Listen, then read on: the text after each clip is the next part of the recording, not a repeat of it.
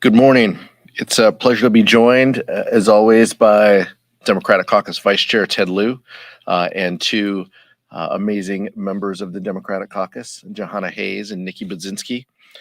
Chaos and dysfunction continue to be the order of the day in the House Republican majority.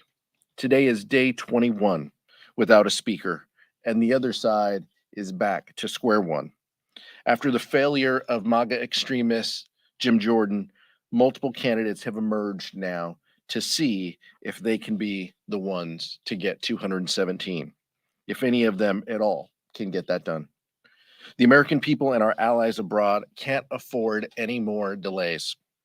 Every day of this MAGA madness is another day of not sending aid to Israel and Ukraine, not taking meaningful steps to fund our government, and not making sure that we're looking out for working families across this country.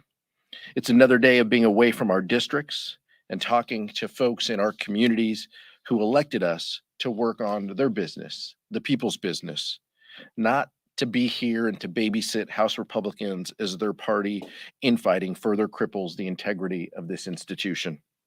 House Republicans can continue down the path of destruction, or they can work with House Democrats in a bipartisan path forward to get back to doing the people's business. The clock is ticking, and the chaos and the dysfunction, and let's get back to work. Now I'd like to turn it over to Vice Chair Ted Lieu. Thank you, Chairman Aguilar, and so honored to be joined today by two fabulous members, Johanna Hayes and Nikki Budzinski. This entire year has been a stark contrast between how Democrats govern and how Republicans govern. Democrats put people over politics, and when we were in control, we passed the bipartisan infrastructure law to rebuild your roads and bridges and highways, put internet broadband everywhere, and to take lead out of water. And we created a lot of good jobs with that law. We then passed the Chips and Science Act, bipartisan. That also created a lot of good jobs. And we passed the Inflation Reduction Act to lower the costs of everyday items, such as prescription drugs. We lowered insulin to $35 a month. We now have our government negotiating with the big drug companies to lower the cost of 10 additional drugs. And Democrats, when we're in control, were focused on putting the American people first. Republicans this year brought us to the brink of a default on our nation's debts that would have been catastrophic for our economy. They then brought us on the brink of a government shutdown, and then they took out their own speaker. And we were 21 days without a speaker. It is time to reopen the House, and we ask Republicans to join Democrats on a bipartisan path forward. And now it is my great honor to introduce the terrific Johanna Hayes. Thank you, Ted. As you've heard, and you all know because you've been here, we've been without a speaker going into 3 weeks. I represent a district that values bipartisanship and compromise. A bipartisan agreement must be our path forward. I'm willing to come to the table and do the hard work of compromising, and I invite my colleagues across the aisle to do the same. The people in my district want me to protect the Farm Bill. They want me to protect our national security and to keep the government funded. We need a speaker that can simultaneously support the farmers and the hungry children in my district. We need a speaker who can respond to the global security crisis and support our allies. We need a speaker who will understand that working with Democrats is necessary for governance. I'm ready to do that work, and I know that it requires for me to work with Republicans. I hope that they can appreciate the same. The House of Representatives cannot remain paralyzed. We cannot remain in the state of chaos and closure. We have to come together and work on behalf of the American people. House Democrats stand united behind Hakeem Jeffries and support his efforts to pursue a bipartisan path forward. I would encourage my colleagues on the other side of the aisle to do the same. Thank you. With that, I give you Nikki Budzinski. Thank you. Hello, everyone. My name is Nikki Budzinski, and I represent Central and Southern Illinois. As a frontliner and someone who flipped a seat last cycle from red to blue, I know that my constituents sent me to Congress to find solutions, not be a part of the political noise and dysfunction in Washington. Where I come from, compromise is not a dirty word, and the people I represent deserve results. As we face terrorism in Israel, humanitarian needs in Gaza, a war in Ukraine, a crisis on the southern border, and another government shutdown possibility, we cannot afford a House majority that is not up to this job. I know I have colleagues across the aisle who are in the same boat, who came here to get real things done for their constituents. But in just my 10 months in Congress, there has been nonstop chaos. I've now voted 18 times for a Speaker of the House, all while some of our nation's most significant challenges remain unaddressed by the House majority. And now we've gone 20 days unable to do the job we were sent here to do. Our friends across the aisle spent years and millions of dollars trying to win back the gavel, and now they have it. They are failing the American people every single day that they refuse to put the American people over petty infighting. And that's why I'm standing here with my colleagues, united behind a bipartisan path forward. And I hope that my colleagues in the majority will come to the table and work with us. There is too much at stake not to have someone in the Speaker's chair. And I urge my Republican colleagues, many of whom I know are serious legislators, to finally come to the table to figure out a workable solution. Thank you. Thank you, Nikki. Questions? Ryan?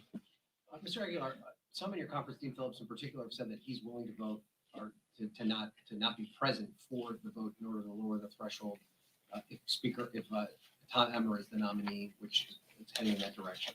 Do you support that? Is that a conversation that's happening within the Democratic caucus when you talk about a bipartisan path out of the Speaker standing up? That isn't a conversation that we've had. By the way, 2 points. One is, he put some caveats behind that. He obviously mentioned some policy items, the fiscal year bills coming up, aid to Israel and Ukraine, changing rules. Those are things that I'm not certain that the Republican majority is serious about. But Dean Phillips throughout this last 3 weeks hasn't sat at the leadership table. He gave his resignation before that. So the conversation has been, we need a path forward. And we're willing to engage and have conversations, but that's not one that we have spent any time with. Can you tell us if you have had conversations with specific members and about what policy priorities you and the Democratic leadership have, whether it's dropping the impeachment inquiry or anything else like that? I think that's one of the kind of blessings of this place is dysfunctional as especially the last 21 days has been. All of us, Johanna, Nikki, Ted, all of us have relationships with Republican colleagues. Generally, it comes down to folks you work with within your committee or within your kind of geographic region. Those tend to be the relationships that you build across the aisle that are a little easier. So I think all of us have had those types of conversations in the elevators, in the hallways, in committee rooms. And as Nikki mentioned, there are reasonable folks who are thoughtful legislators on the other side of the aisle. There really are. Jim Jordan is not one of them. And we viewed him as a threat to the Speaker's chair. And that's why, it was our top priority to make sure he did not sit in the Speaker's chair. It's not on us to fix the Republican dysfunction and their round robin voting that is going on, right now. But we are serious about making this place work. We are serious about funding government. We are serious about making sure that we look out for our allies in Israel and Ukraine. Those are things that we all want to get accomplished. Vice Chair Lieu. You've been unified on the Speaker's race, and you've been unified on the motion to vacate. But now that we have some members of the caucus considering voting present for a Republican, in order to lower the threshold for a Republican Speaker candidate, is that something you are okay with some people breaking from the caucus to do that? I think we need to slow down a little bit here. One tweet is not the feeling of the Democratic caucus. And again, by the way, he mentioned 3 significant hurdles in order for a present vote. Not saying he would vote for a Republican for Speaker, but he mentioned is his threshold, specific policy items and a rules change that I doubt the majority would consider. So just putting it in that context, look, there is no everybody has been united. The strength of this caucus has been something that all of us feel has been amazing. And it's because of this unity of purpose. It's not about one person. It's not about Leader Jeffries. It's the unity of purpose that we want to get things done. Vice Chair Lieu talked about the agenda that we were able to accomplish in the last Congress. It's about passing bills that help people. And in years like this, it should be about implementing those bills that help people. That's what we should be working on with our Senate colleagues and the administration. That's what we are focused on. And I would anticipate more Democratic unity in the future, as long as we are focused on those the policy that matters. Can I just say, Yeah. I just want to make it clear that there was no strong arming of Democrats to support Leader Jeffries. We had caucus, people were encouraged to support him. But again, the reason why we are even in this position is because Democrats supported a resolution to keep the government open. That was the hard line for some in the Republican caucus. So with that as the premise for moving forward, there has to be an appreciation, an acknowledgement, an acceptance of the fact that in order to get anything done, we have to work together.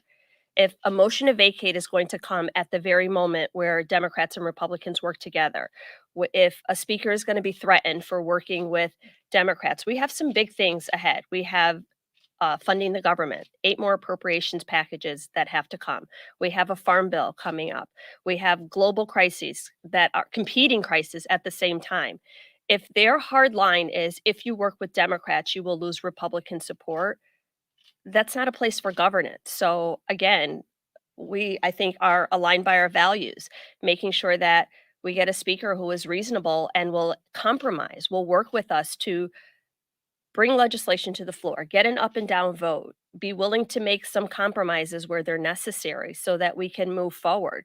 This wasn't where we just dug in the sand and said, we're going to vote for a motion to vacate. We've been trying at every point with the debt ceiling, with the appropriations, with the continuing resolution, to give Democrat votes where we knew it was best for the American people. And we are willing to continue to do that. So let me just follow up what Johanna said. Democrats have worked on a bipartisan basis. The infrastructure law we passed, that was bipartisan. The CHIPS and Science Act we passed, that was bipartisan. The PACT Act that we passed to help our nation's veterans, that was bipartisan. And so now we have a bipartisan path forward. We just need some Republicans to abandon MAGA extremism and come join us. So the question is, well, why not have Republicans vote present? And so the media should be asking that question as well. Nick? Congressman Dean Phillips is been reported that he's going to launch a presidential bid against Joe Biden on Friday. His campaign bus has already been spotted on the road. Do you have any response to that? I'm sure that has nothing to do with the tweet that he put out earlier today. Look, one of the great things about serving in this institution is we see colleagues who want to run for other things. Some of them are successful, some of them aren't. I think all of us, have talked about the importance of reelecting, Joe Biden and Kamala Harris. That becomes an important piece that we can talk about, across the street at some point in the political context. That's what we're focused on. But people having ambitions and running for other things in this place is just kind of par for the course. Congresswoman Sheila Jackson Lee, there was some audio leaked over the weekend of her berating some interns or staffers. Have you had a chance to listen to the audio? Do you have a response to the audio? Have you had a chance to speak with the Congresswoman? Everybody should, try and to do their best and more than try. Everyone in this institution, every member has an obligation to treat staff respectfully and to treat each other with dignity and respect. And when people fall short, they should say that they fell short. So I've heard the audio. I have not had a conversation, but I'll let her speak for herself on what's next. Thank you so much. Thank you. Thank you.